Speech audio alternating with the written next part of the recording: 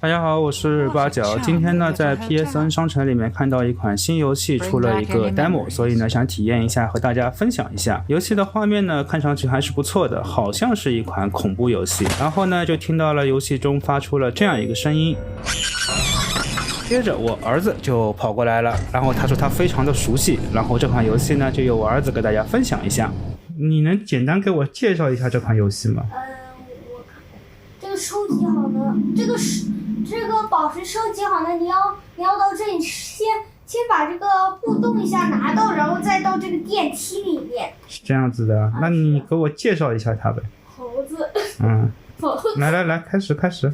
你看，好像走这里是最危险的地方，左边是稍微会安全。它的玩法是什么？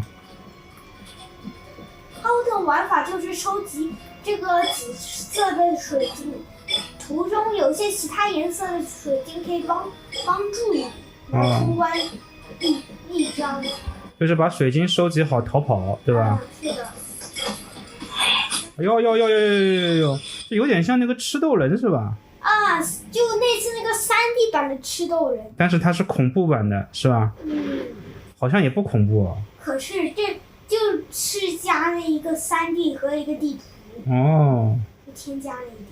原来是这样子。你看这个地图上的紫紫的方方的就是水晶。看到没有？它会显示水晶的位置，但是不会它可以显示全部的水晶的位置，可是不能显示怪物的怪物的位置。对，这个。来了！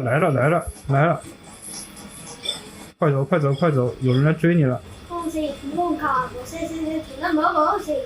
这个画面比你阿派上面好很多吧？是的，我在菜机上玩过，但是卡的要死。然后我每次玩一局，他就会去试一盘。那以后你就在 PS5 上面玩呗。出那个 PS5 版啊？这个是体验版，以后有正式版，你喜欢我给你买一个。好像正式版体验版只能玩这一章。